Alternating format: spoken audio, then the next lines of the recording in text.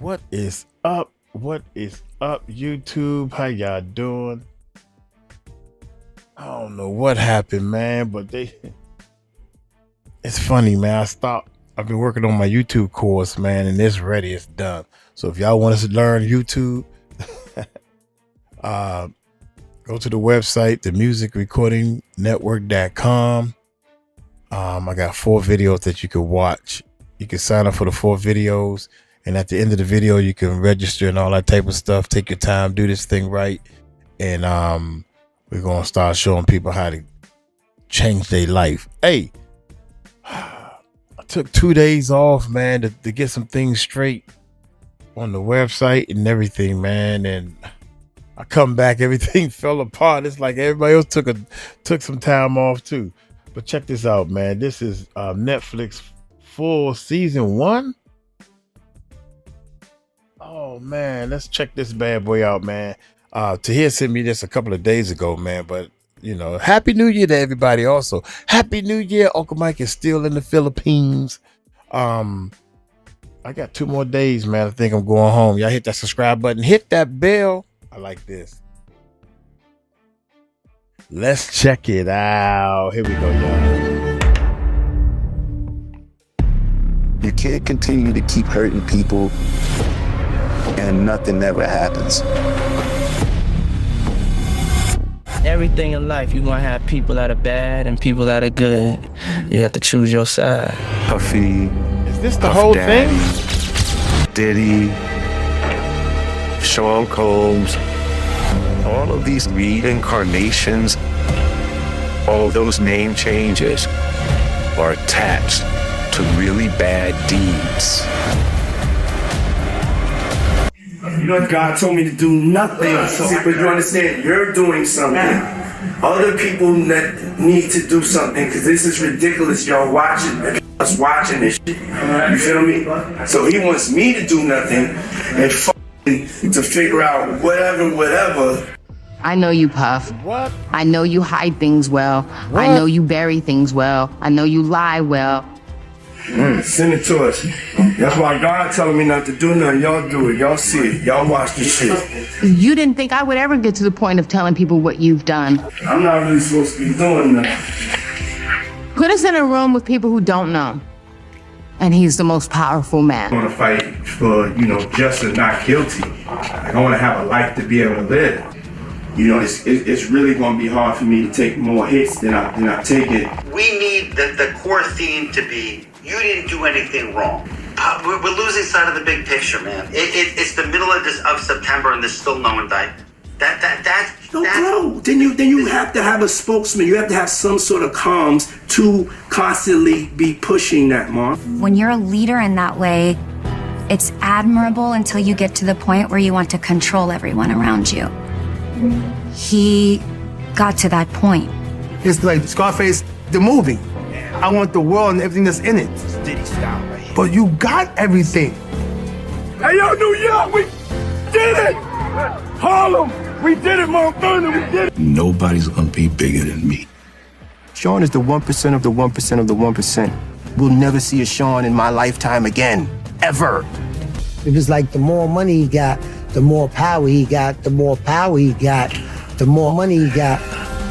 And he always felt like money can get him out of everything. I do feel it's important that we let the public know from the juror standpoint, just kind of how we reach the verdict. It's not everything that the media has put it out to be.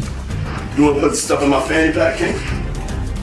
He's creating a narrative always. He is the best storyteller in hip-hop. He thinks he's Black Superman. I can do what I want. You can't go on for long in life doing the things that he was doing before something eventually happens. You can't continue to keep hurting people and nothing ever happens. It's just a matter of time. I was dazzled by his ideas and his unique talent. But he was a very different Sean Combs back then. Sean was 19 when he dropped out of Howard University. He wanted to be in the flashy, swaggy music industry. He started off dancing, wanting to be in videos, wanting to be a pop culture mover and shaker at a time where things were changing. The late 80s, it was fantastic. There were a lot of independent labels that gave birth to hip hop in the way that we know it today. Heavy D was the biggest rapper signed to Uptown. We called him the official mayor, and his influence reached all the young people in the neighborhood, including the young Sean Combs, who was at Mount St. Michael High School, a Catholic private school. He would knock on Heavy D's door every day.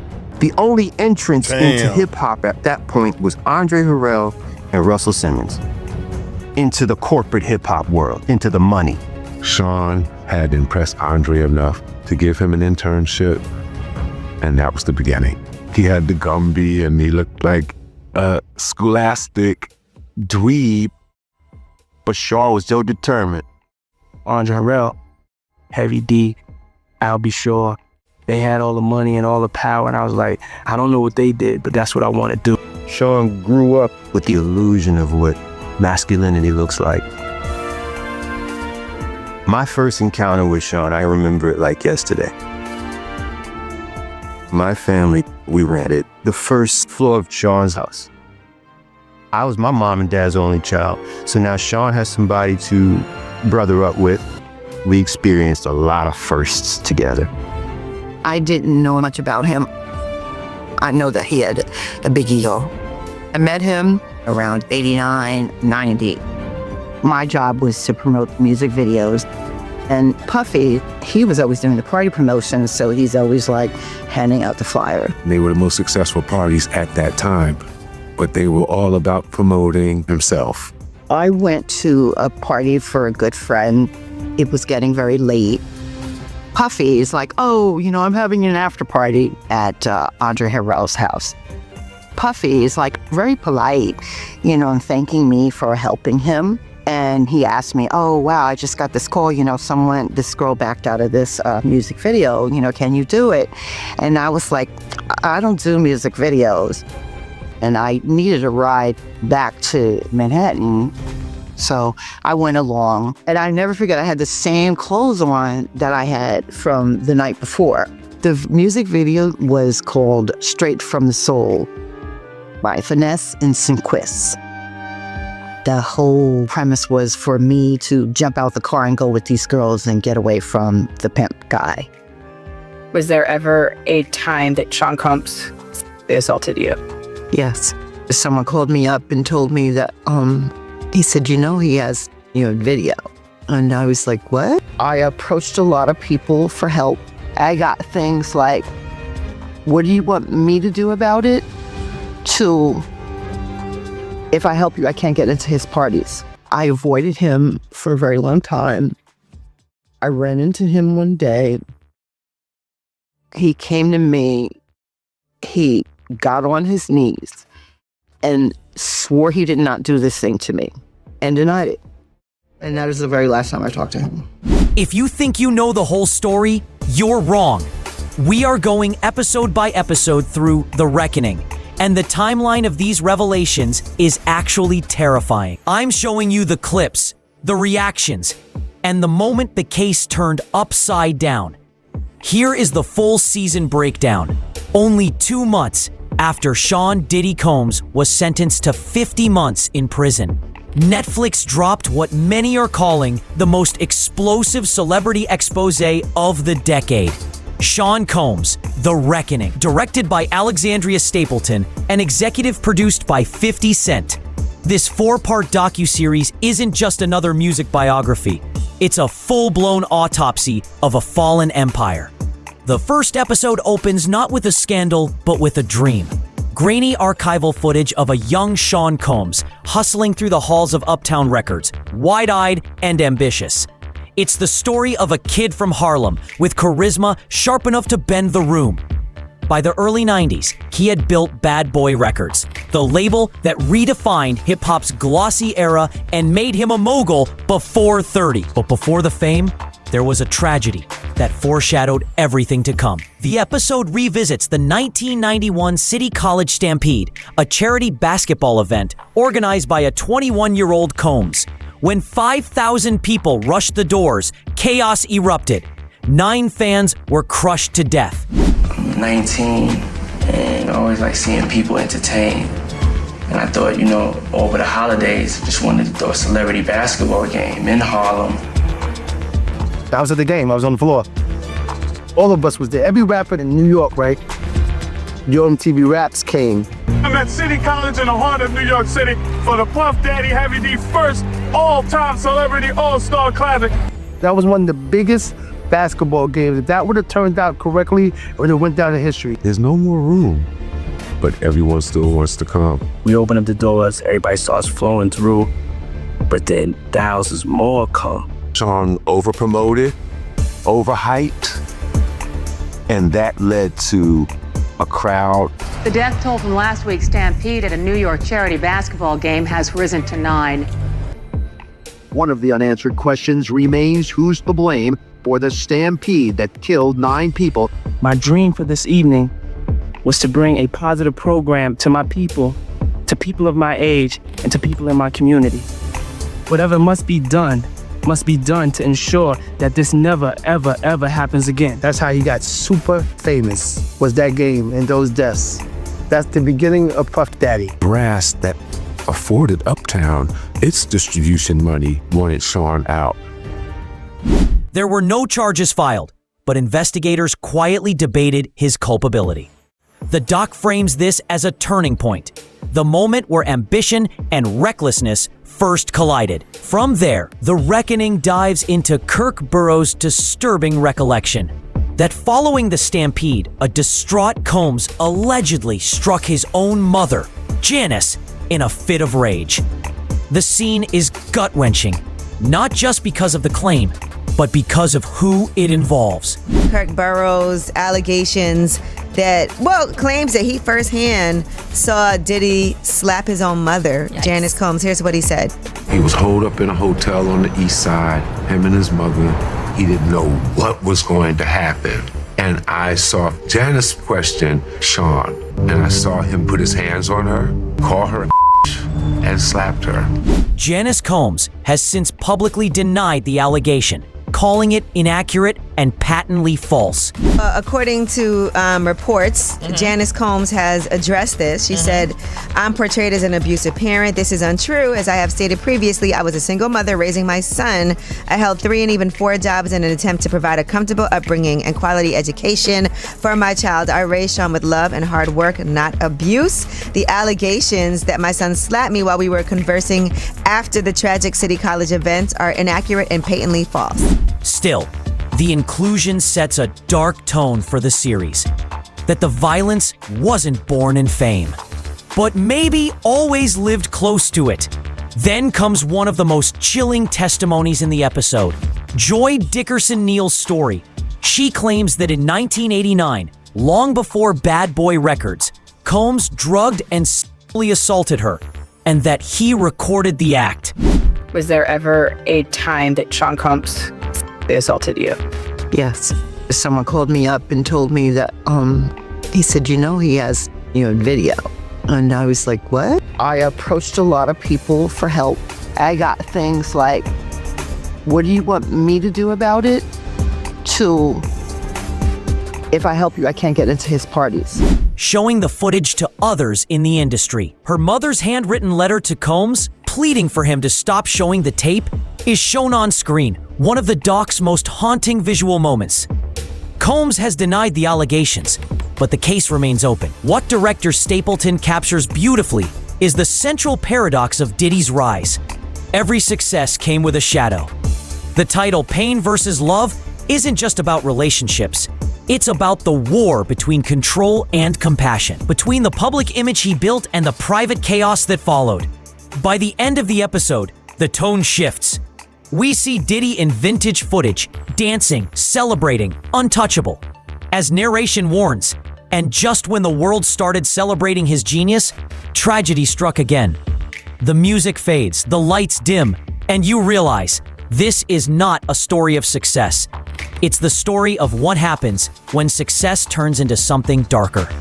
Key reaction to episode 1, Pain vs. Love, hit social media like an earthquake.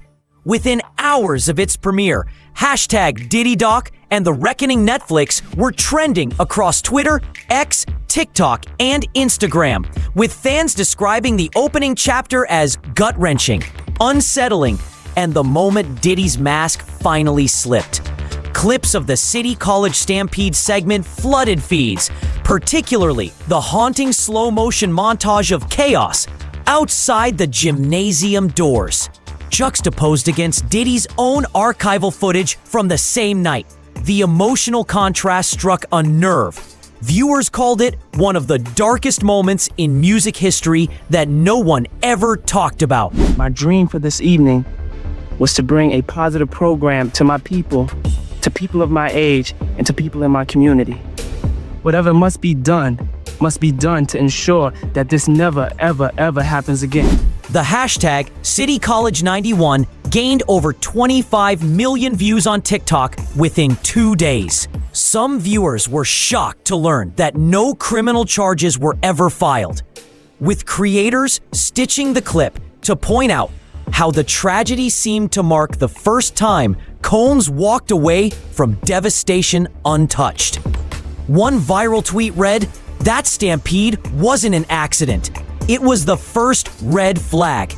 He's been walking away from other people's pain since day one." Others focused on Kirk Burroughs' jaw-dropping claim that Combs allegedly hit his own mother following the incident, an allegation that left audiences divided. Even though Janice Combs publicly denied it as inaccurate and false, the moment sparked furious debate about when and where Diddy's alleged violent behavior truly began. On TikTok, fans dissected every frame of the interview. Reaction videos show users pausing, rewinding, gasping. One creator said, "You can literally feel everyone in that room stop breathing when Burroughs says that line. It's not even what he says, it's the way he says it."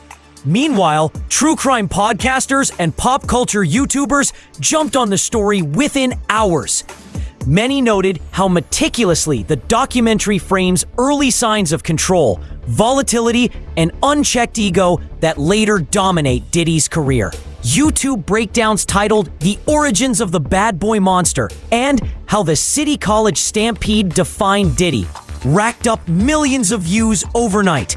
But the most polarizing reaction came from longtime fans. Some defended him, arguing that young Puff was ambitious, not malicious. Others weren't as forgiving, saying, "We've been ignoring the red flags for decades. Every rumor we brushed off in the 2000s, it all started here." The episode's most chilling moment, Joy Dickerson Neal's assault story, triggered emotional responses across survivor communities online. Threads filled with messages of support for Joy and outrage at the industry's silence. The letter from her mother, shown in the episode, became a heartbreaking symbol of how power can bury truth for decades. Industry insiders quietly began to weigh in too. Former Uptown Records staffers, anonymous but verified on X, hinted that the doc barely scratched the surface of what really went down behind closed doors. Music journalists pointed out that this episode reframed Diddy's origin story not as a rags-to-riches triumph, but as the blueprint of unchecked power and impunity. As the dust settled, Episode 1 left audiences shaken, not by the fame, but by the pattern. From the City College tragedy to early allegations of abuse, viewers began connecting dots that had been hiding in plain sight. One comment under Netflix's official trailer summed up the mood best: "This isn't a documentary. It's a confession from history we refuse to hear."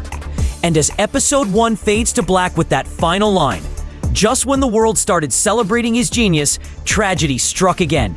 Social media couldn't stop asking one thing: if this was only the beginning, what horrors were still to come? If Episode 1 laid the foundation for Diddy's rise, Episode 2 rips open the world he built, exposing how fame, paranoia, and ego collided to form one of the darkest chapters in hip-hop history.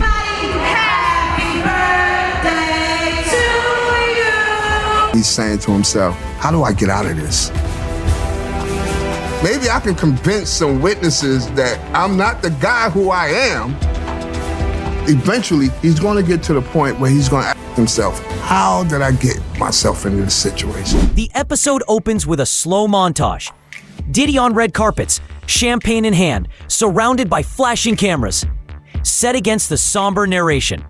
In the 1990s, Sean Puffy Combs was untouchable, but power always demands a price.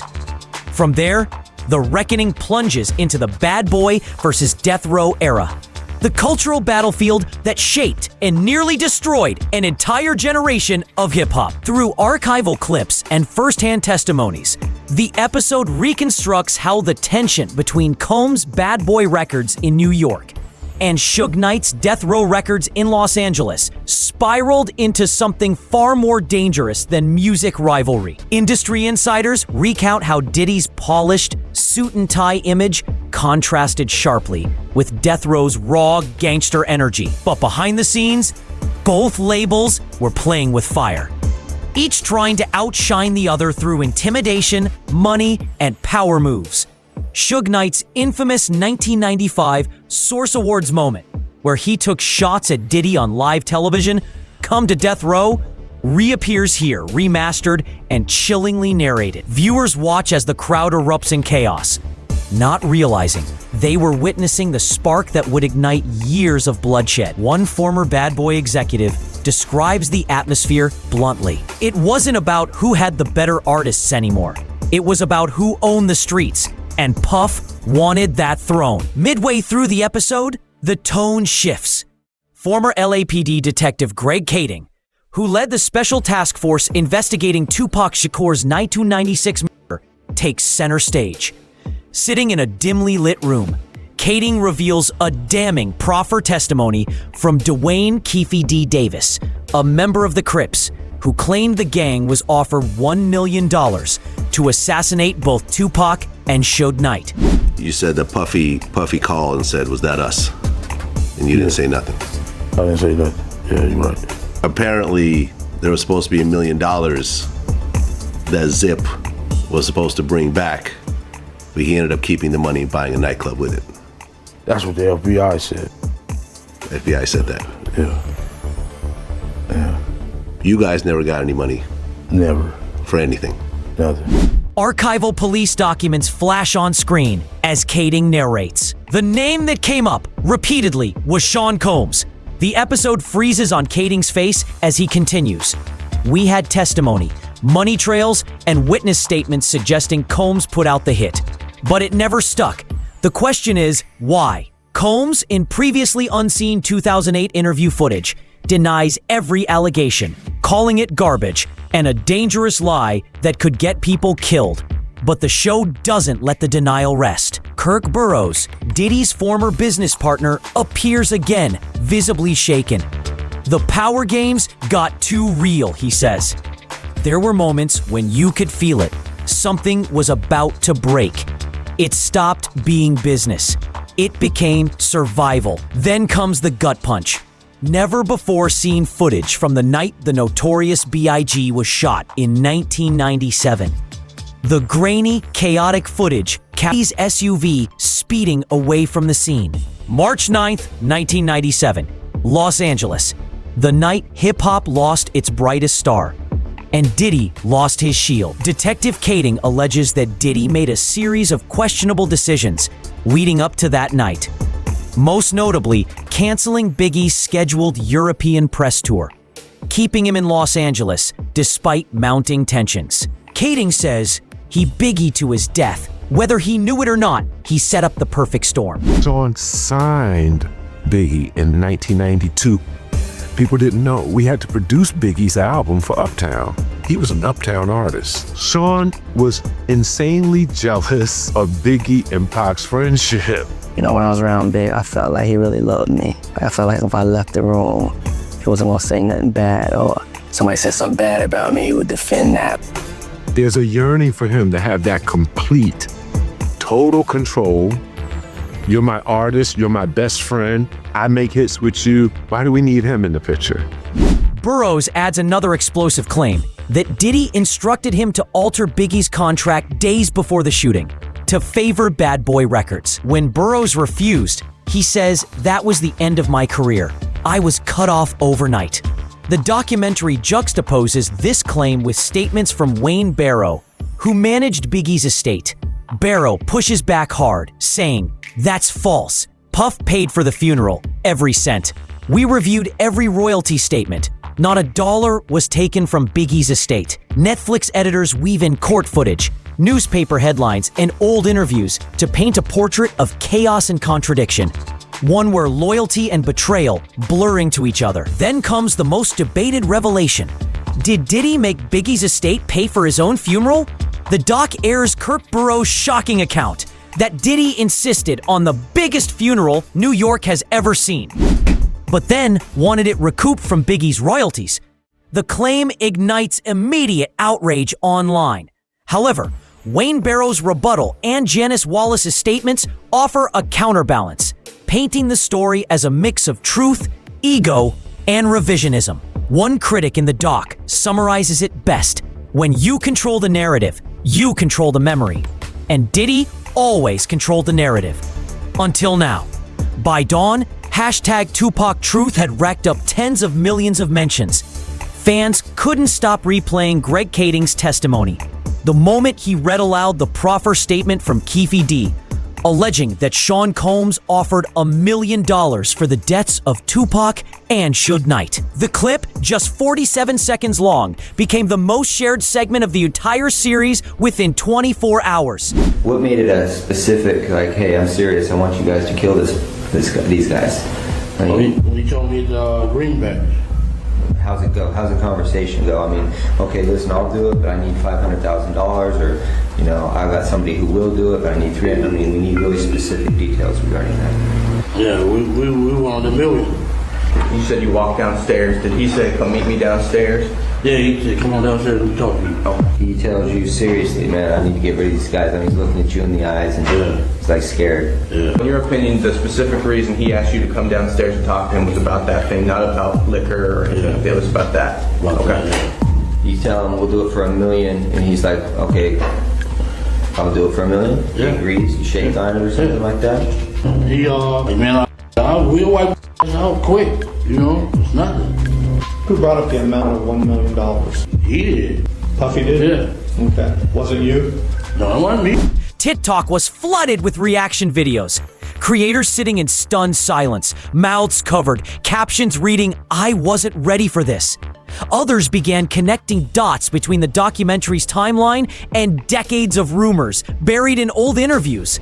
Conspiracy creators reignited long-dormant theories. Some argued that the FBI buried evidence to protect high-profile names, while others speculated that Suge Knight and Diddy were pawns in a much bigger political game.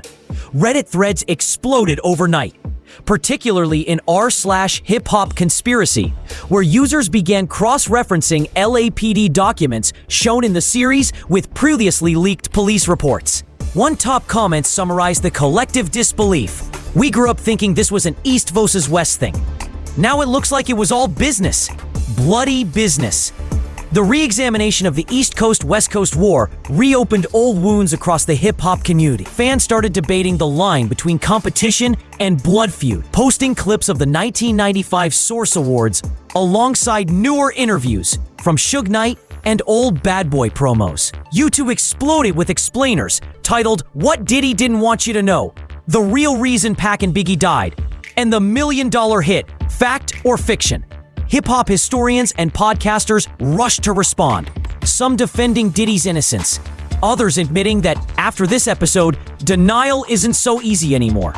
Even longtime collaborators like Faith Evans and Lil' Kim began trending as viewers revisited old interviews for hidden clues or emotional tells. The internet was treating The Reckoning not as a documentary, but as a true crime investigation that had finally broken open. The documentary's claim that Diddy ushered Biggie to his death by canceling his Europe tour became one of the episode's most debated topics online. Fans dissected the timeline, comparing Biggie's last interviews with footage from the Party and Bullshit event. The funeral controversy, whether Diddy allegedly charged costs back to Biggie's estate sparked moral outrage. Some viewers called it heartless beyond comprehension. Others, citing Wayne Barrow's rebuttal, insisted that rumors were twisting grief into spectacle. Regardless, the debate pushed the documentary into a new realm of virality. People weren't just talking about it, they were investigating it. By the time episode 3 begins, The Reckoning has already pulled back the curtain on Diddy's rise, his rivalries, and the shadow of violence that trailed him through the 1990s. But this chapter, titled Official Girl, shifts the focus from fame to power, from the music to the people he controlled behind closed doors. It's not about the empire anymore. It's about the women who survived it. The episode opens in silence. We see glittering images of Diddy's platinum years, glossy music videos, champagne parties, yachts, Ciroc ads, Met Gala entrances. His voice narrates from an old 2006 interview. "I'm a king. I don't chase love. Love chases me." Then the music cuts. The screen turns black. And a voice says, "But what if love wasn't what they were chasing?" From there, the illusion of glamour collapses. The first 10 minutes recap Diddy's dominance after Biggie's death, Bad Boy's rebirth, the Sean John fashion line, and chart-topping hits like I'll Be Missing You and I Need a Girl. On the surface, this was a man who had conquered grief and turned pain into an empire. But as the montage fades, the tone shifts to a stark confession from an anonymous industry insider. When Pac and Big died, Puff didn't slow down. He sped up. He thought he was untouchable. That's when the darkness got creative. We're then introduced to the 1999 New York nightclub shooting, where Natanya Rubin claims she was shot in the face during a melee involving Diddy and then-girlfriend Jennifer Lopez. That it was P. Diddy who shot you. I was standing by the front door. I watched the entire thing out. I had no reason to believe that it would escalate to a shooting. It was just male machismo and bravado at first.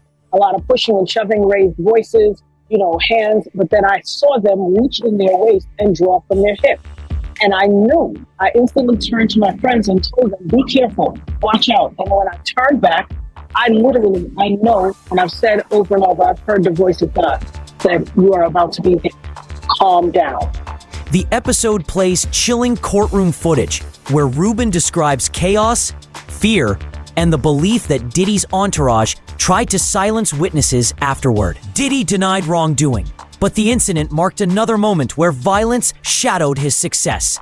Next, the doc revisits a lesser-known but telling event, Diddy's 1999 attack on music executive Steven Stout, over a disagreement about how Diddy was portrayed in a Nas music video, Hate Me Now.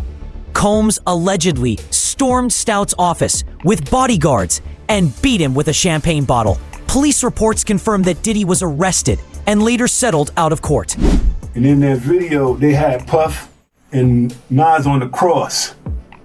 And I believe Puff pastor at the time, I don't know if it was Hezekiah Walker.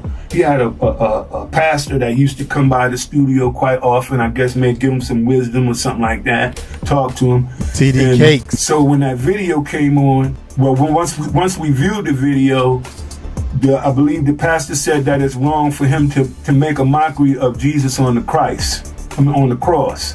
You're not supposed to do that. Basically what he was saying.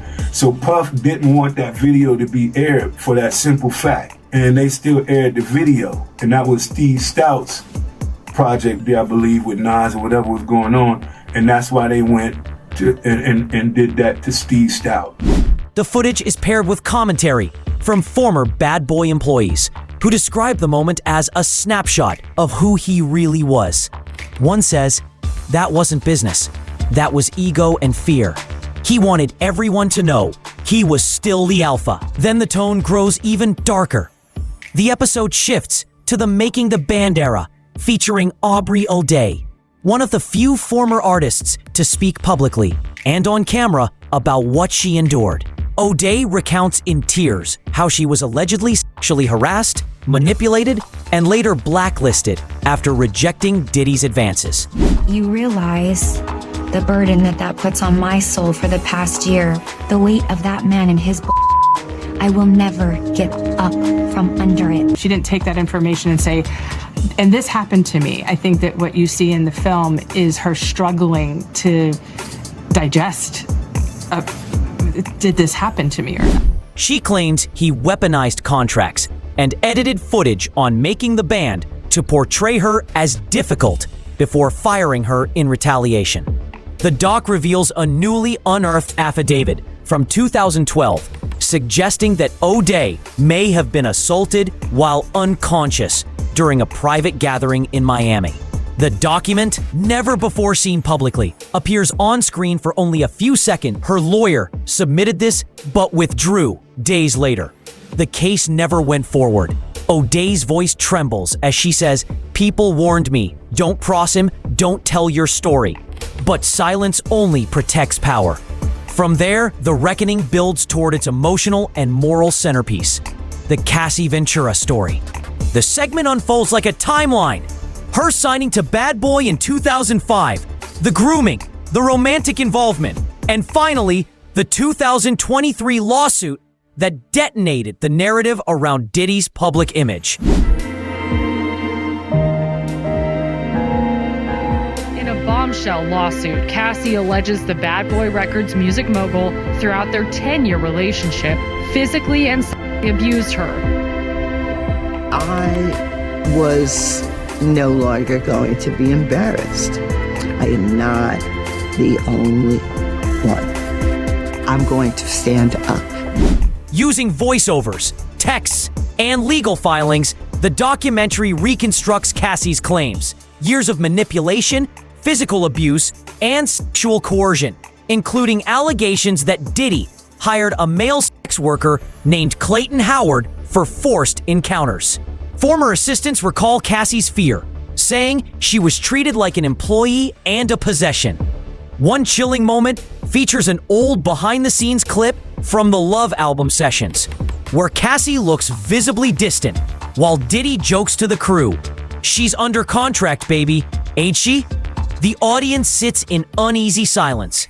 Cassie's attorney appears briefly, explaining how the lawsuit wasn't just about assault, it was about ownership. Diddy's legal team denied every allegation, calling it false, vindictive, and money-driven. But the doc contrasts his denial with footage of his rapid settlement within 24 hours, prompting one expert to ask, if it was all lies, why end it so fast? Next comes Lil Rod's story, one of the most disturbing segments in the entire series. A young producer who worked closely with Diddy on the Love album, Off the Grid.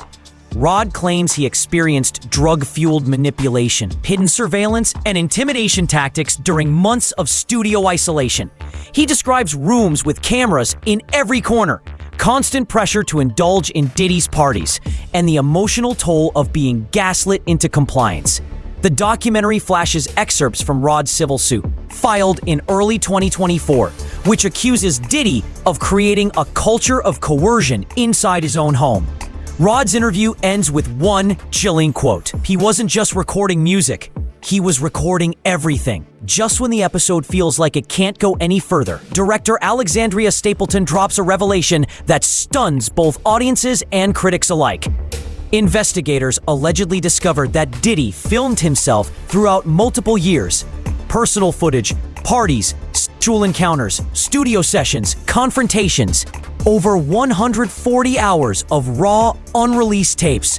Some of the footage, reportedly seized during federal raids, has never been shown publicly. Now y'all know that footage that where Diddy is behind the scenes talking to his lawyer and all of this stuff, and people like, damn, what was Diddy recording it? Well, Diddy was recording it because he thought he was about to beat the case. So he wanted to do a Netflix documentary. Didn't pay the guy, and then 50 got all 140 hours of footage of secret Diddy tactics. A blurred out law enforcement source states, it's not what's on the tapes that matters. It's why he kept them. It's leverage, insurance, control. The screen cuts to black and text appears. All 140 hours remain in federal custody. None have been released. Moments later, a single Instagram post flashes on screen. 50 Cent's cryptic message posted just hours after the episode premiered. He filmed himself. That's all I'll say. The episode ends with a slow montage of mirrors. Diddy in luxury hotel rooms, fixing his cufflinks, smiling into reflections.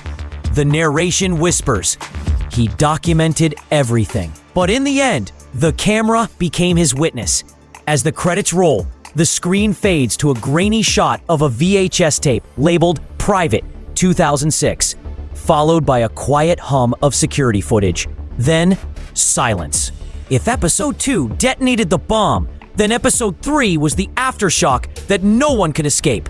The moment Official Girl dropped on Netflix, social media went from disbelief to collective outrage. Within hours, hashtags like Diddy tapes, hashtag Official Girl Netflix, and Cassie Truth dominated every major platform.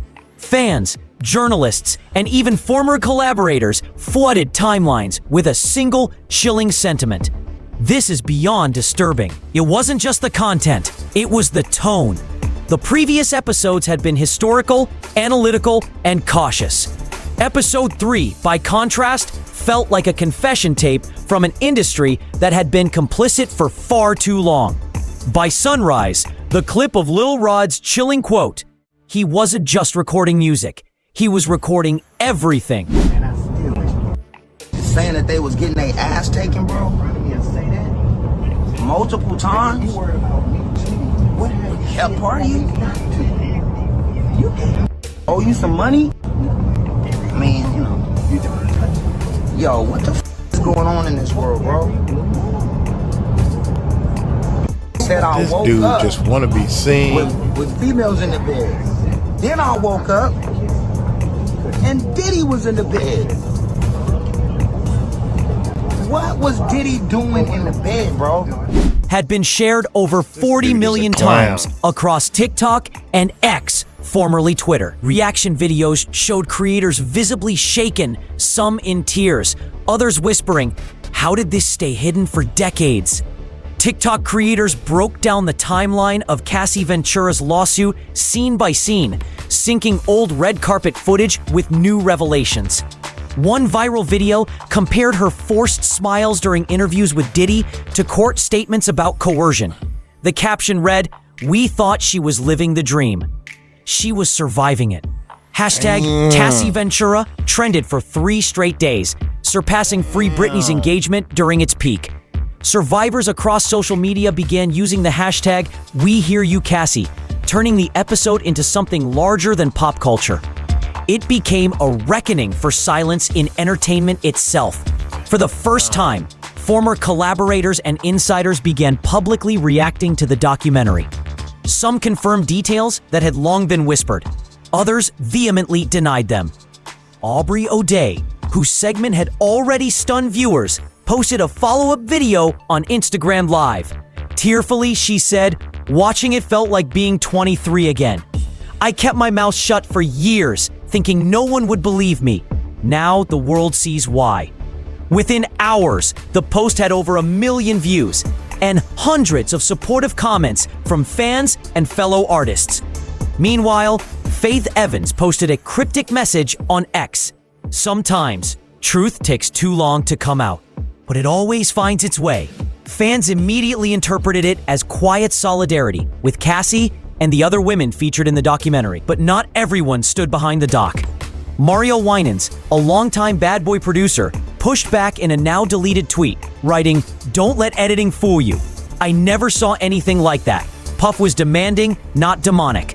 His defense, however, only fueled further speculation. Many saw it as loyalty born out of fear, not truth. Even Jennifer Lopez was dragged into the conversation as clips from the 1999 nightclub shooting resurfaced online. Fans re-examined her old interviews, searching for subtle hints of what she might have seen or chosen to ignore. If episode 3 was the explosion, episode 4 is the aftermath, the smoldering ruins of an empire once thought untouchable. Aptly titled Blink Again, this finale isn't just about Sean Diddy Combs' legal downfall. It's about the reckoning of a man, a myth, and a movement that defined an era of American fame.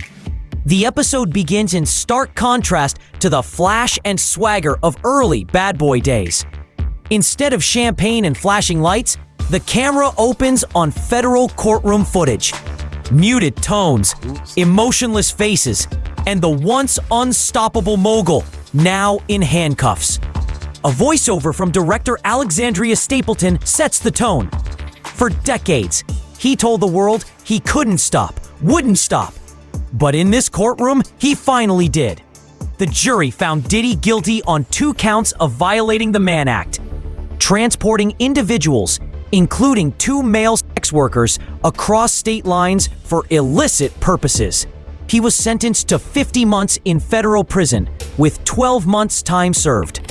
From there, the doc pivots into the intricate chaos surrounding the trial. Over 100 civil suits, witness intimidation rumors, and mountains of newly surfaced evidence. The camera alternates between news coverage and quiet, devastating shots of fans taking down Diddy posters from their walls. For the first time, Blink Again gives voice to the jurors themselves. Their interviews, shot in shadow for anonymity, reveal the emotional turmoil behind their verdict. Connections between Porter's death and sealed lawsuits against Combs filed in 2019. If Season 1 was the collapse, Season 2 is the excavation, peeling back what remains buried beneath fame, grief, and fear. The teaser closes on a single haunting visual. Kim Porter's smiling face fades into static. 50 Cent's voice returns one last time, low, deliberate, and chilling. If Season 1 was the reckoning, Season 2 will be the aftermath.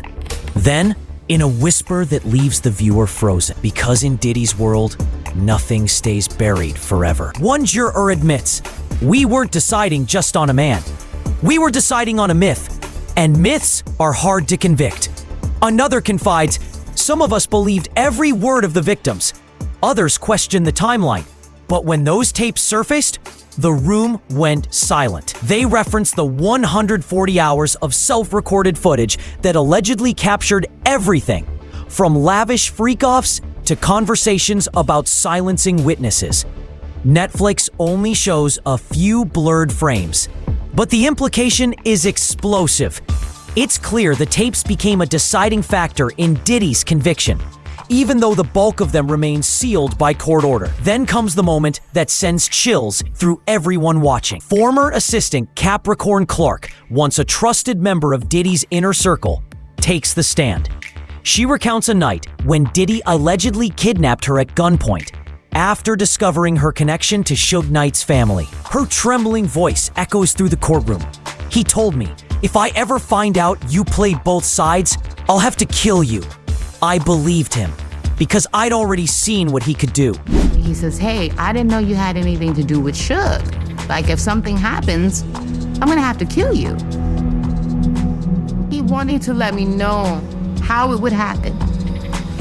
You will be in a dark park and there will be no one around if this shit goes left. And I'm telling you,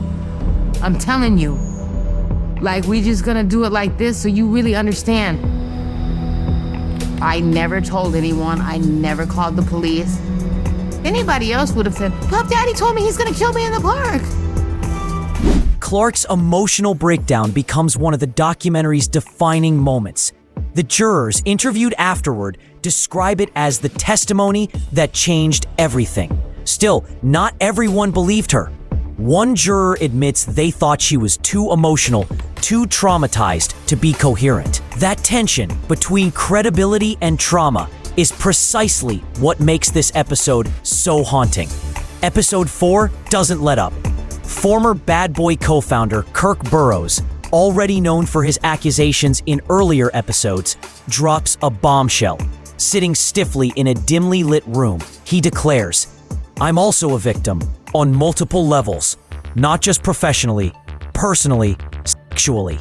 Burroughs describes a toxic, coercive environment at Bad Boy, where loyalty meant submission and silence was currency. He alleges sexual deviance, manipulation, and control, calling Diddy a man who fed off fear. His allegations are corroborated by unnamed former employees who describe closed-door meetings and ritual-like behavior within Combs' mansion. While some of these claims remain unverified, the detail and emotion behind Burroughs' testimony leave viewers shaken. One day, it seemed like out of the blue, my door opens up. Sean walks in. He wanted me to sign my 25% over. And then he's over me like this. I'm gonna stay right there. I'm not. I can't do that, man. He wants it now. And he threatened until I did. It wasn't like he was firing me. I wanted to stay in good graces. I still wanted to be at the company, but I was definitely confused by it. It might sound strange, but if you've ever built something and you want it to last. For the first time, the camera cuts to an old photo of Diddy and Burroughs in 1994. Two young moguls smiling, arms around each other. The visual contrast between that image and Burroughs' trembling voice decades later is devastating. In the middle of the storm, Janice Combs, Diddy's 83-year-old mother, enters the frame with a fierce rebuttal. Through archival clips and a newly recorded statement, she denounces the entire project. This is not journalism. This is a hit job.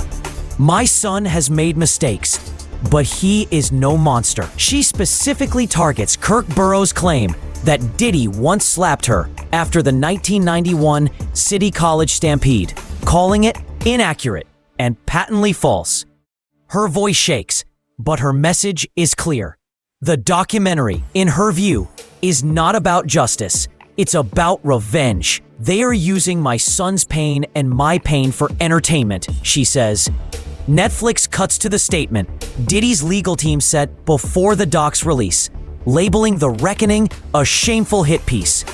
But the footage that follows Diddy pacing, shouting at his lawyers, veins bulging as he screams, "Fix this. They can't do this to me," paints a far darker picture. It's raw, unfiltered, and haunting.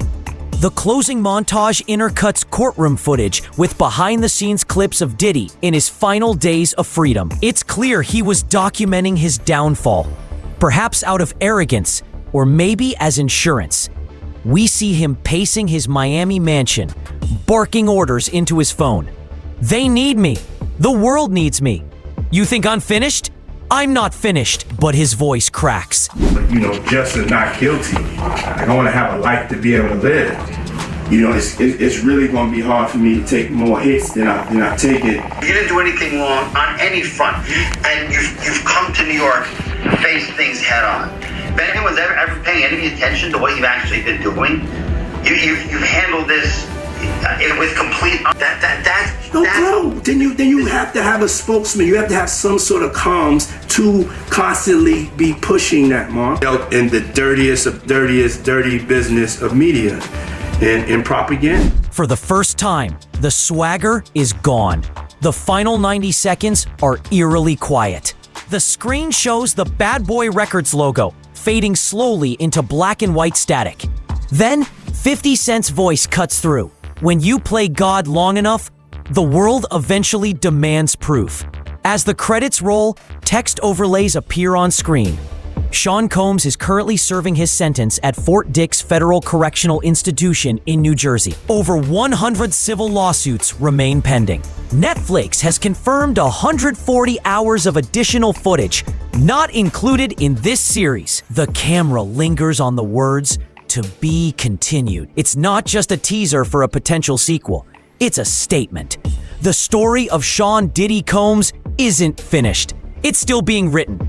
In courtrooms, in survivor testimonies, and in the collective conscience of a culture finally reckoning with its own silence. Within hours of Episode 4's release, the internet explodes again. Link again trends globally. Viewers post reaction videos, crying, shaking, or sitting in stunned silence. One viral tweet reads, "We watched the fall of a king, and for once, the kingdom didn't cheer." Critical nail in hip-hop's wall of silence. Meanwhile, 50 Cent posts a final Instagram story. A single crown emoji falling off a chess piece. No caption, no hashtags, just silence. And that silence, after 4 brutal, unflinching hours of television, is the loudest sound of all. Then came the debate that split the public down the middle. For some, the reckoning was the justice long denied. A long overdue exposure of power abuse, manipulation, and decades of silence. For others, it was revenge disguised as revelation, orchestrated by enemies like 50 Cent to destroy a rival while he was already on his knees. TikTok, Reddit, and podcasts erupted into philosophical and moral questions. Is this accountability? One user asked. Or a public stoning? Would this doc exist if he wasn't already convicted? Another replied. The question dominated social feeds for days. Fans reposted side-by-side clips. Diddy shouting at his lawyers in the final moments versus 50 Cent's calm, controlled voiceover. When you play God long enough, the world eventually demands proof. Was 50 Cent seeking truth or vengeance? Music critics debated the ethics of his involvement. The Guardian described 50 as both narrator and executioner, while Billboard called the series a personal vendetta turned cultural exorcism. Even those sympathetic to Diddy couldn't deny the power of the footage. The scenes of him barking orders at his legal team, sweating, unraveling. These became viral symbols of the empire's collapse. And then came that post. 50 Cent, who had remained mostly quiet since episode 3, returned to Instagram the morning after the finale with a single message. The footage ain't even half of what's coming. No caption, no hashtags, just a black screen with those words in bold white text. Within minutes, it was reposted tens of thousands of times. Fans flooded the comments. What does he mean by half? Is there a part 2? If this is half, the rest must be nuclear. Entertainment insiders hinted that 50 Cent had access to even more unreleased material, potentially involving other industry figures and incidents surrounding Kim Porter's mysterious 2018 death. Theories ran wild. Podcasters dubbed it the biggest cliffhanger in documentary history. And for once, everyone, from journalists to casual viewers, agreed on something. This wasn't the end of the story. The final minutes of The Reckoning play like a eulogy for an era. Not just for Sean Diddy Combs, but for a culture that confused power with greatness. As the screen fades between empty studios, shuttered offices, and darkened clubs once ruled by Bad Boy's music, 50 Cent's narration cuts through with quiet intensity. The Reckoning doesn't just expose Sean Combs. It exposes a system. One that protected power, silenced victims, and glorified control. Those words echo long after the credits roll. What started as a 4-part docuseries about one man's alleged downfall has become something far larger, a cultural mirror. The documentary forces the audience and the industry to confront how far they were willing to look away. For years, Diddy was more than a music mogul. He was the model of untouchable success, a man who built an empire on ambition and invincibility. But when that empire collapsed, it revealed the machinery underneath, the lawyers, executives, and institutions that enabled the myth to stand for decades. Legal experts on CNN and MSNBC call the series a landmark in accountability storytelling. Social commentators dub it the R. Kelly moment for the hip-hop generation. And within Hollywood, a new unease has taken hold. If Diddy can fall, who's next? Even from prison, Sean Combs hasn't gone silent. His legal team released a statement calling the series fiction sold as fact, and announced that Diddy is working on a tell-all memoir tentatively titled Can't Stop, Won't Fall. According to insiders, the book will claim that Netflix manipulated interviews, fabricated context, and weaponized personal trauma to destroy him. Rumors are swirling that Diddy is also developing a counter-documentary, possibly funded by private investors and slated for release under the working title Unedited. The truth about The Reckoning. Early reports suggest the project will feature former associates, family members, and ex-staff who refute the Netflix portrayal. Whether this is a desperate attempt at redemption or a final act of defiance remains unclear. But it ensures one thing: Diddy's war with the truth isn't over. Meanwhile, reality continues to close in. Over 100 active lawsuits remain pending, many from former employees, collaborators, and alleged victims. The Department of Justice has hinted that further investigations are ongoing, particularly regarding financial misconduct, witness intimidation, and human trafficking allegations tied to Diddy's business ventures. Several cases, once dismissed or sealed, are reportedly being reopened in light of the reckoning's new evidence. Attorneys representing multiple plaintiffs have already cited the Netflix footage as grounds for appeal. In other words, the fallout is only beginning. Beyond the courtroom, the cultural shift is seismic. Hip-hop forums are flooded with debates about separating art from artist. Artists who once idolized Diddy are reassessing their own legacies, wondering how much complicity fame demands. A viral editorial from The Atlantic summed it up. The reckoning isn't just about Diddy. It's about us, the fans, the media, the industry, and how we all played a part in keeping him untouchable. The documentary has already become a touchstone in film studies and journalism programs. Professors cite it as a modern case study in how digital media can force transparency when institutions refuse to. And for many survivors, Cassie Ventura, Lil Rod, Joy Dickerson-Neal, and others, the series represents something deeper than exposure, a collective validation that their silence wasn't in vain. In its closing moments, The Reckoning returns to the same motif that opened the series.